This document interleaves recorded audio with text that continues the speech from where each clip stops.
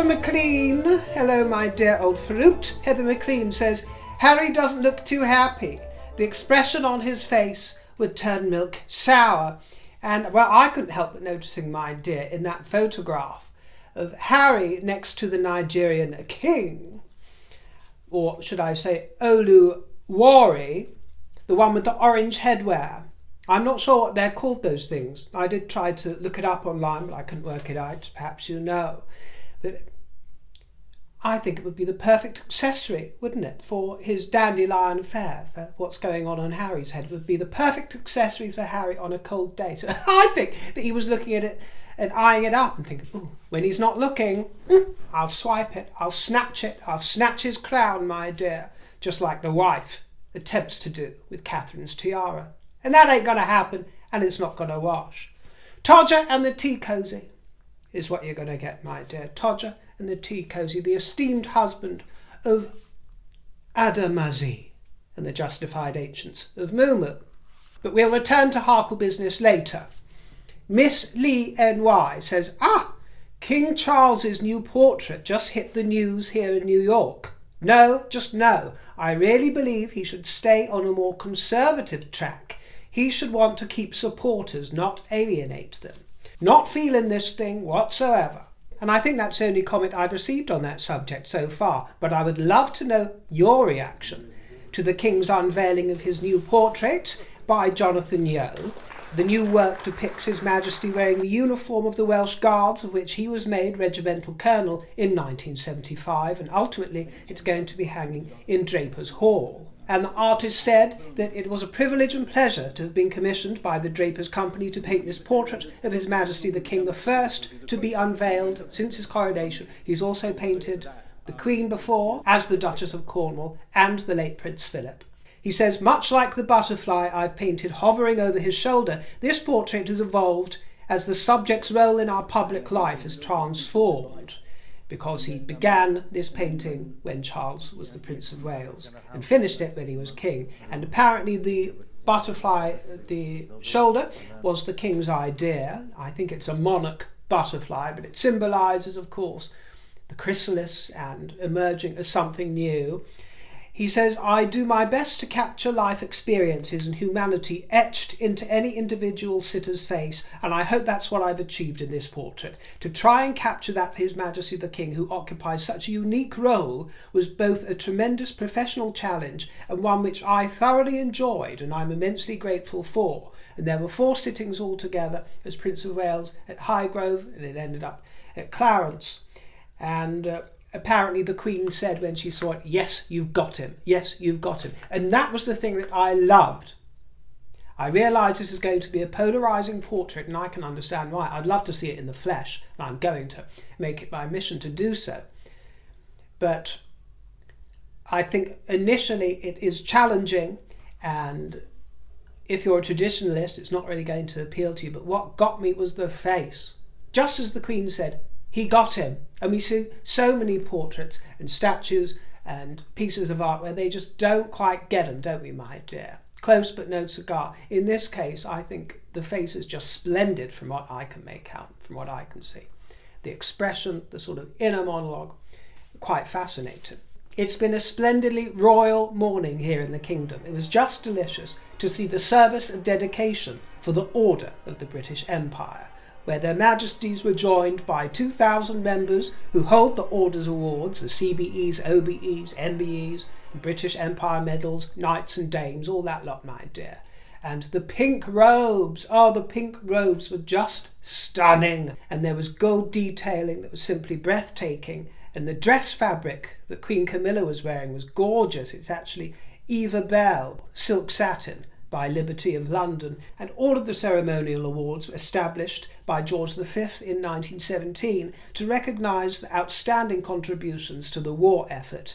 And now, these days, they recognise the excellence across a range of industries.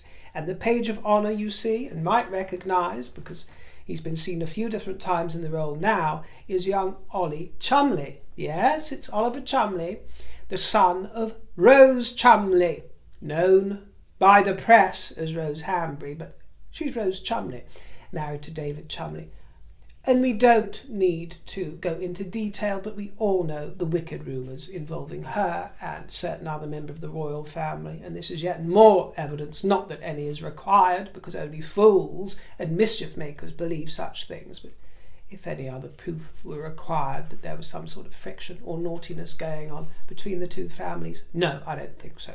And the presence of the page of honour, Ollie Chumley, just goes to prove it furthermore. Now, let's talk about PETA for a moment, and sadly not Peter Phillips. PETA, the People for the Ethical Treatment of Animals, sent a letter or a query to the Queen. We don't know what that is, but we have been furnished with her reply, because PETA received a letter from Buckingham Palace in response to their query, declaring that Her Majesty will not procure any new fur garments. No more fur in the palace, and this came with the Queen's warmest wishes. And PETA released a statement saying that they were toasting Queen Camilla with a glass of the finest claret. It's right and proper for the British monarchy to reflect British values by recognising that fur has no place in our society. Well, they don't speak for everybody in British society, respectfully. I realise that people have different views on this, and I think most people will be pleased to hear that the Queen will not be wearing any new fur, but I don't like them speaking on behalf of all of Britain, because values differ between family to family and between town and country. However, I do hope that historical items of fur are worn, because they are beautiful relics. I think it's rather unlikely in the current climate, but I don't see why they should be wasted, and also why the animals that died to produce them shouldn't be honoured in that particular way by being slung around a princess's neck.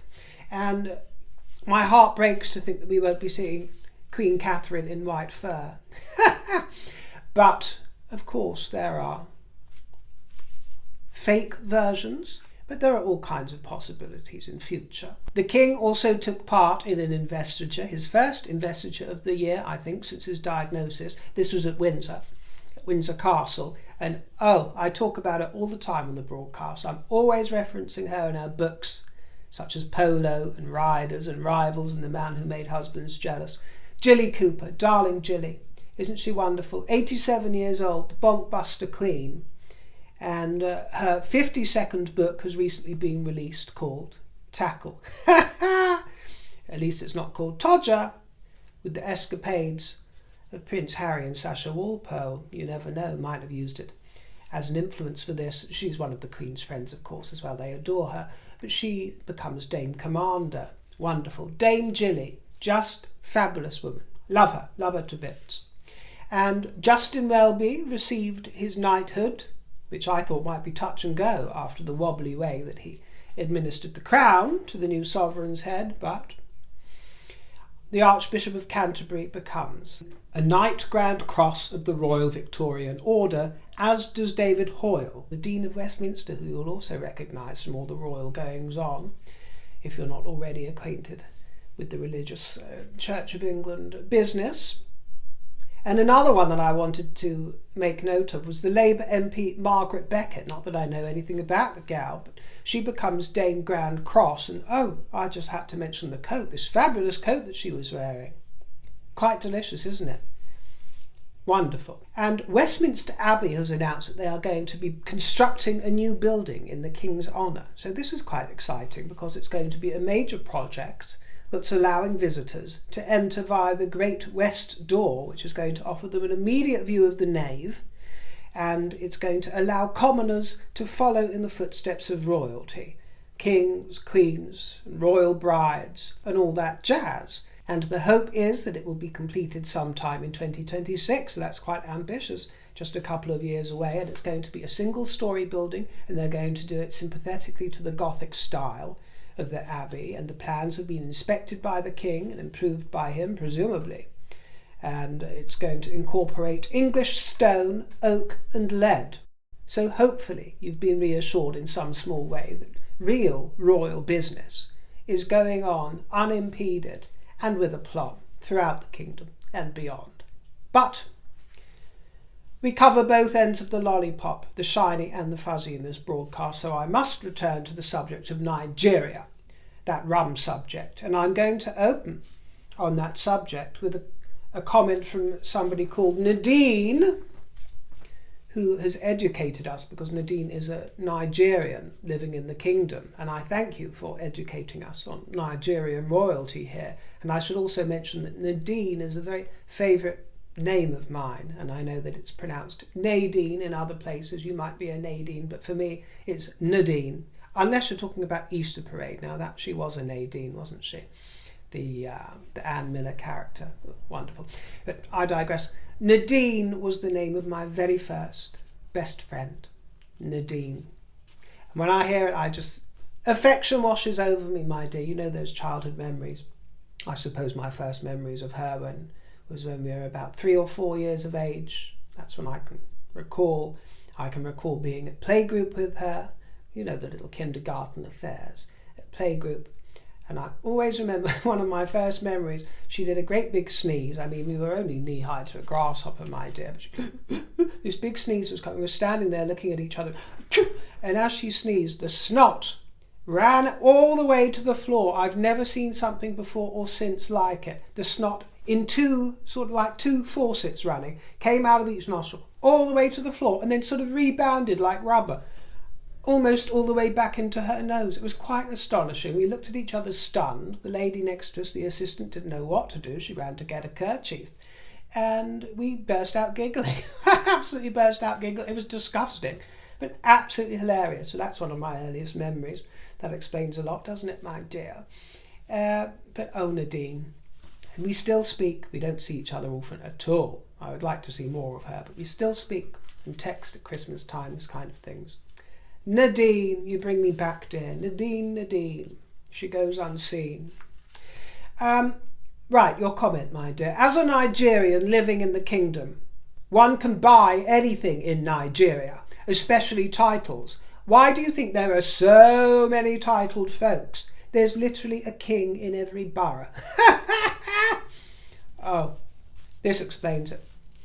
The only kings who have any influence in the political government of their regions in Nigeria are the Oba, king of Benin, the Sultan or king of Sokoto, the Emir of Kano, the Oba of Ife, and perhaps the Oba of Lagos.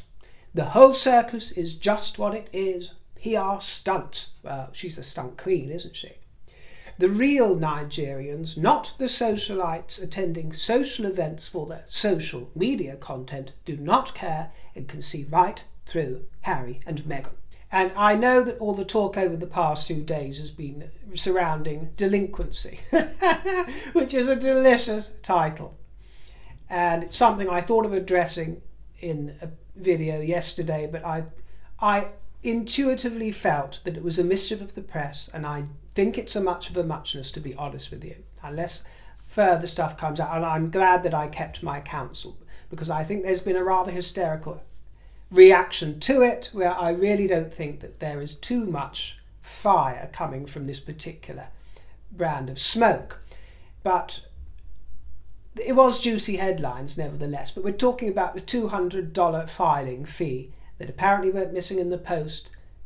Now we hear that it actually was picked up but never processed by the state, new records show. And California's Department of Justice actually released a statement saying that Archewell is in current and good standing and that the delinquency notice has been removed.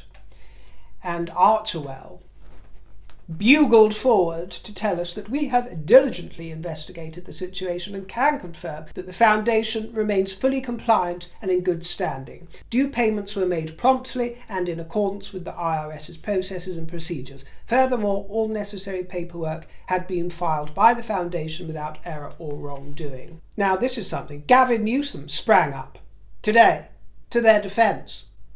I just want folks to know, not only are they in compliance, there's a technical paperwork issue that was wildly hyped.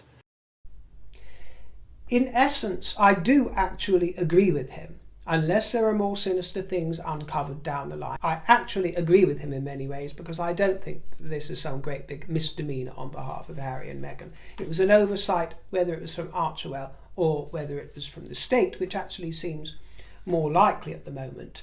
Archewell Foundation, run by Meghan Markle and Prince Harry, do extraordinary work, particularly women and girls, but notably around mental health. But what I do not appreciate, and what I will speak up on, is a governor, such as Gavin Newsom, doing their publicity and overblowing their achievements and singing it from the rooftops and rafters. Oh, how very cosy. I am sorry. People are saying that one day he might end up president as his career continues to flourish and flourish. But you, the fruits of California, continue to tell me that California keeps taking a nosedive into something rather undesirable, and that everybody's fleeing to Arizona and other states. And I'm sure someone's going to rap me on the knuckles from that. I've had people before telling me that's not true, but that is the voice that I hear coming from California. And I have a lot of American viewers, a great deal of American viewers, and the state, because we can do this behind the scenes, we can see where our demographics lie, and the state that watches me the most throughout all of America is California. Yes, it is. I mean, there's not much between, from state to state to state. We're talking little percentages here. But California is one of my main bases. So I hear a lot from them, although I'm happy to hear alternative views. But, he should be focusing on that, not ex-royalty. These are not working royals. And if he wants to maintain diplomatic relationships throughout the world, he wants to start hedging his bets a little bit more, instead of currying them favour and doing them favours. If he was responding to a question and he wanted to offer an answer, you keep it succinct. You keep it to the point. No, there was no impropriety. But to go on this extravagant word salad about how tremendous Archewell is and the wondrous way that it's affecting everybody's mental health. What about the mental health of the late Duke and the late Queen Liz and the existing Prince and Princess of Wales? What about them that have been put through the ringer, and everybody else here in the kingdom who has suffered from the damage they wreaked throughout the Commonwealth? What about them, Governor Newsom? Or should I say, Governor Nuisance? Well, Mimi Baird says to me, "Dear River, how come no one objected to her in Nigeria?" They did, Mimi Baird. They did object. Many people have objected. There have been YouTubers from Nigeria. There have been commentators and newscasters from Nigeria voicing their objections. And I'm sure you've seen them pop up in your feed. But also, the Human Rights Writers Association of Nigeria has now called for a comprehensive investigation into the Nigerian leg of the worldwide privacy tour, 43%.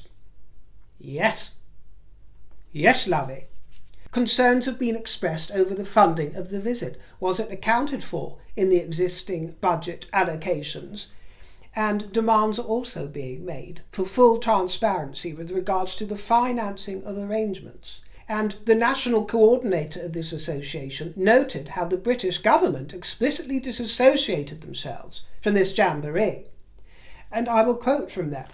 "The visit, purportedly initiated at the invitation of Nigeria's Chief of Defence Staff, General Christopher Musa, has raised questions about its funding source and official endorsement, particularly as it was clarified by British High Commissioner Richard Montgomery that the visit was of a private nature and not affiliated with the British government." Despite this clarification, Prince Harry and Meghan were accorded significant diplomatic courtesies, raising questions about the involvement of Nigerian government departments and the expenditure of public funds for a private engagement. And they also made the point that there is no historical precedent of European nations hosting Nigerian royalty. No, it's not cricket.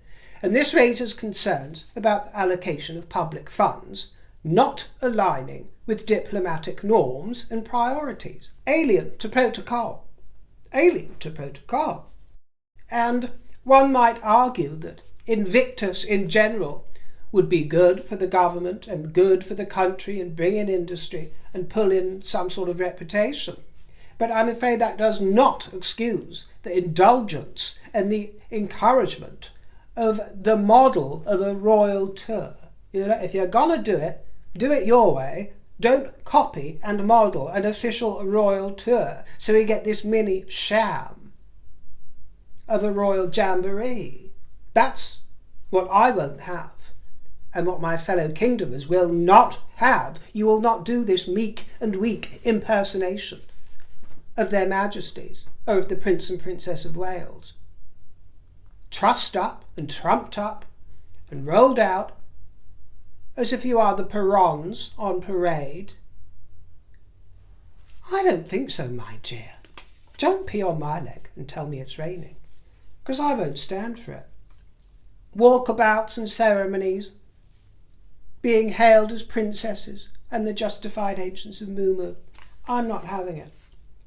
They continue, why would the Defence Headquarters allocate funds for a private visit if, as host, it is confirmed that the Defence Headquarters financed the elaborately expensive trip while detained soldiers protest inadequate feeding conditions and detention facility standards? What efforts has the Nigerian Defence Headquarters made to support the hundreds of soldiers wounded and incapacitated by terrorists while defending our nation? This underscores the significance of initiatives like the Invictus Games, championed by Prince Harry and Meghan, which highlights the importance of rehabilitation for wounded war veterans. Huriwa is demanding full disclosures. Julie, that's Jolly UK, says, personally, I think they went there to cause what is known as an international incident. In my opinion, it was to embarrass the UK government because they will not reinstate the IPP status, and also to embarrass the real royal family for turning their backs on him and shutting the door to the bank. I would also not be surprised if a certain photographer had helped set the whole charade up. Didn't see him taking too many photos, but he was always near MM. The tour was suspicious in how small it actually was. It did not extend beyond a small controlled bubble, which makes it look even more like a tiny blip on the world's landscape. And you raise a very good point, Julie UK, because some of you will be au fait with and worked in, I'm talking about behind the scenes on movie sets, in theatre. That reminds me, I've got one fruit who's playing Blanche. She's doing Blanche somewhere in America. I can't remember off the top of my head, but you sent me a tip jar treat, didn't you, my dear, a couple of months ago, and you told me about you're playing your Blanche Dubois. You've got it coming up. That just came to mind, my dear, but I do hope it's going well. Break a leg. I think it's in autumn, isn't it? Yes, I do remember these things. I digress. For those of you that like my fruit, who wrote to me, who work behind the scenes in theatre, or are used to the world of PR and the way things are set up and these sort of publicity drives and tours, you will understand that it's all smoke and mirrors, isn't it? It's all smoke and mirrors. Unless it's a real royal gathering such as the coronation or the Jubilee or today's service at St. Paul's, where everything is authentic and real. When everything is on a much smaller scale, as was the Nigerian worldwide privacy tour with the Harkles, the images that you see on the front pages look as if it is a huge explosion of life and enthusiasm and jollity and colour, and it looks like the whole of Nigeria is swarming towards them, running towards them from every district and locale and every semi-kingdom within Nigeria, rushing, oh, the Harkles are here, praise them, let's crown them.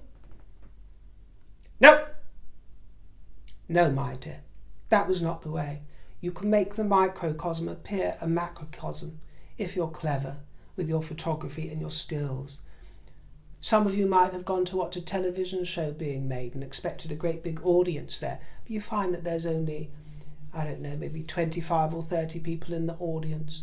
But the editing and the cameras can make it look like there's a larger crowd. It's these kind of tricks, these sleights of hand, and that's what the press use, those that are in favour of the Harkles, to make it look like some big hullabaloo, when it's not. But here in the kingdom, in the historical and the ceremonial county of Rutland, which I believe is the smallest county in the kingdom, or ceremonial county, there were natural, authentic, reassuringly British crowds waving their Union Jacks for the first members of the royal family to come and view the new memorial statue of the late Queen Liz. This was at Oakham in Rutland, which is in the East Midlands, and they were welcoming the Duke and Duchess of Edinburgh, Prince Edward and Sophie. And they had a wonderful wander around the town library. It was a drizzly day, which is one of my favourite sorts of days, and they brought cheer to local life. And I know that most of us didn't warm to that statue of Queen Elizabeth II, did we, my dear, because the face looks nothing like her, and I stand by that. But I will say that watching some of the footage from various angles, I do concede that it does have a charm from a distance, I think, a certain charm with the corgis. Maybe I was a bit harsh, but it still looks nothing like her, I will say that. But it was poignant to see it written 1926 to 2022 as a memorial, you know, because it's nearly 2 years, and it still feels so raw to me that I sat here and broadcasted to you on the very day that we lost Her late Majesty. Time marches on, doesn't it? So quickly, my dear old fruits. It marches on from season to season with absolutely no regard for our feelings about it. It just vanishes in the blink of an eye. Their Royal Highnesses were presented with a double horseshoe by the leader of the town council, which is apparently a royal tradition. And Prince Edward was wearing a tweed jacket, very handsome, and Sophie was toting a bag of tangerine. It seemed like a very charming community, I must say. I hope that I end up there one day. And it was so nice to see smart school uniforms. I always praise it where I see it, don't I, my dears? Because I don't ever want it vanishing. Don't they look splendid? Smart, in that dark uniform with the sharp green tie. I don't remember seeing that combination, but I thought it was very smart and reassuringly British. Yes. Yes. See you. Oh, right, okay. Yeah. Is this home, is it?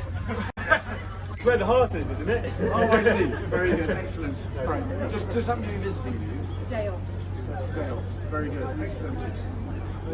Got the only umbrella. Yeah, exactly. Very good. Lovely to see you. Very good.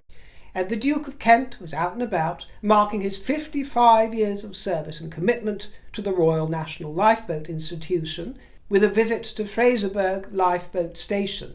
As president for over a quarter of the RNLI's existence, the Duke of Kent has visited stations all over the kingdom through changing times, and he opened the very first of their offices in 1976.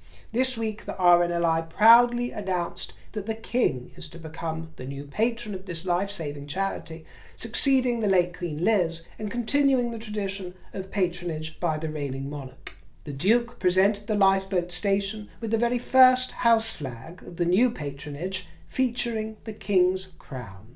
So we thank Prince Edward, the Duke of Kent, for his service. We thank him for representing the King as splendidly as he used to represent Her late Majesty on our behalf. And I thank you for your company and for your delicious comments. Please do keep them coming, my dears, and I look forward to catching up with you next time. Channel the royal spirit. Toodle pip.